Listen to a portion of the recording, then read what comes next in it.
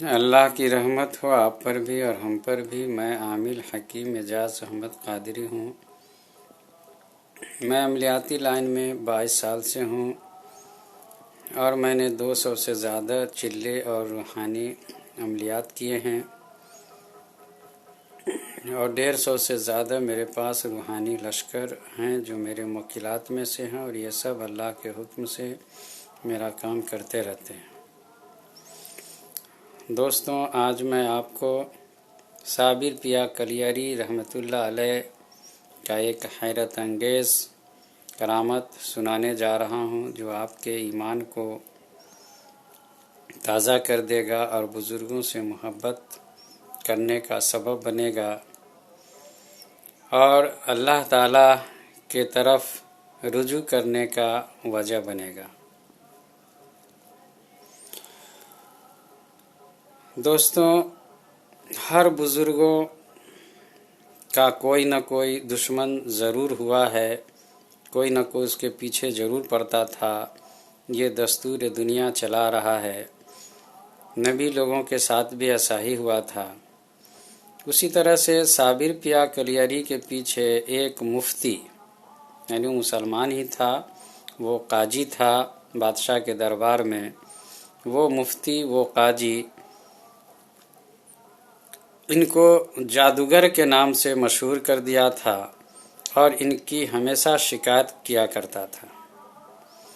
ایک بار جب مسجد میں یہ نماز پڑھنے گئے جمعہ کی تو ان کو مسجد سے جادوگر کہہ کے نکال دیا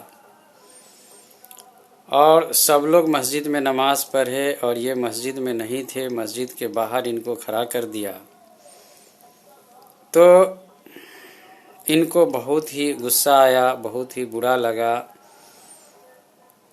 تو جب سب لوگ سجدے میں گئے تو انہوں نے مسجد سے کہا، کیا مسجد، جب سب سجدے میں گیا ہے تو بھی جا سجدے میں۔ تو مسجد گر گئی۔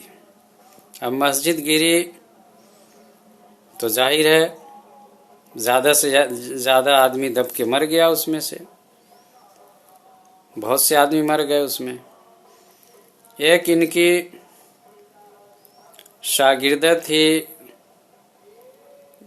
ایک بوڑھی عورت، اس نے کہا کہ حضور میرا بیٹا بھی اس میں تھا۔ انہوں نے کہا اچھا، تو جا تمہارا بیٹا تھا تو ہوگا زندہ۔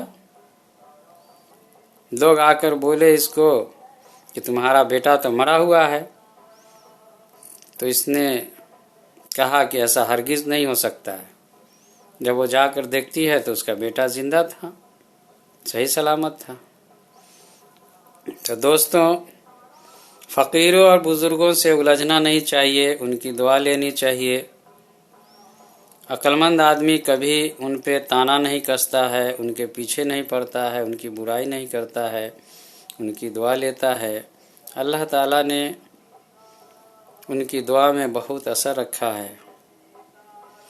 اور اگر آپ کو اچھا لگا ہو سن کر یہ واقعہ تو آپ اس کو شیئر ضرور کیجئے تاکہ بہت سے لوگوں کا ایمان تازہ ہو سکے۔ اور اگر آپ کو روحانی علم حاصل کرنے کا شوق ہے، جن موکلات کو تابع کرنے کا شوق ہے اور بزرگوں کے نقش قدم پہ چلنے کا شوق ہے تو آپ ہم سے رابطہ کر سکتے ہیں۔ میرا کانٹیکٹ نمبر دیا ہوا ہے اور میں آپ سے یہ درخواست کرتا ہوں کہ آپ زیادہ سے زیادہ اس کو شیئر کیجئے تاکہ بہت سے مسلمانوں کو اور ایمان والوں تک یہ ویڈیو پہنچ سکے۔